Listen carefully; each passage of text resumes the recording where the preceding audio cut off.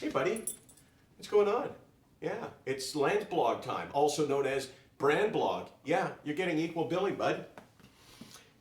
I have asked the question, ribs still hurting, the past couple of days, what is good about depression? And I wrote it up on the board, and I was not really proud of my handwriting at that point, so I'm going to try to do it a little bit better. What is good about depression?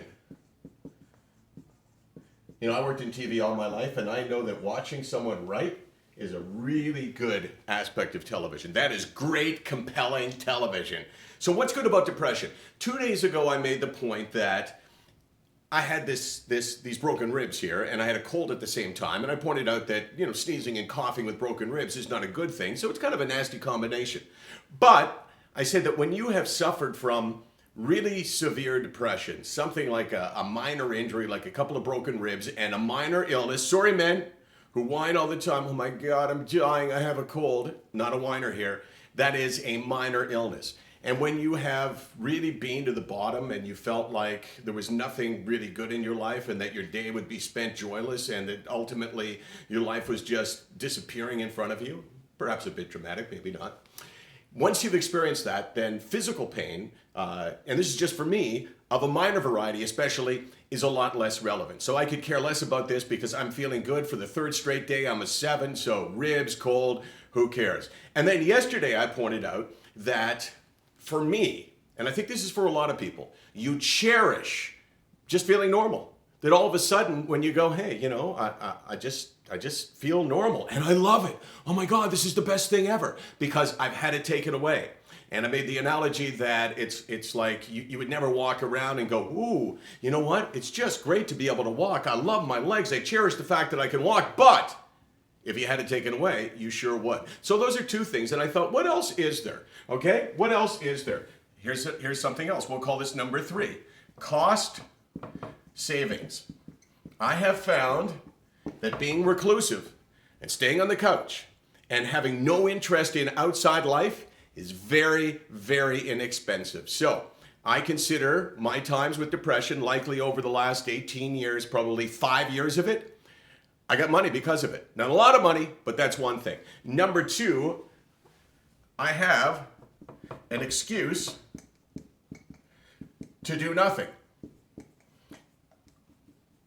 I ran out of space and I ran out of energy there. I have an excuse to do nothing. I'm a kind of guy that really likes to, I just like to veg out when I'm not doing much. And sometimes you have to justify that. You have to explain to people why, okay, it's a beautiful Saturday afternoon, but I'm lying on the couch and I'm watching sports. But when you're depressed, the couch becomes your refuge, and therefore it's inappropriate to ask someone with depression, why is it, for instance, do you have watched the NFL from 1 o'clock on a Saturday afternoon to 11 p.m.? You don't have to answer that kind of question. Also, taking a nap. Totally permissible. A nap never has to be justified, but then when you take a nap and it goes on for a couple of hours and you're feeling pretty good, people will say, what are you doing? Why are you sleeping the day away? What, you don't sleep at night?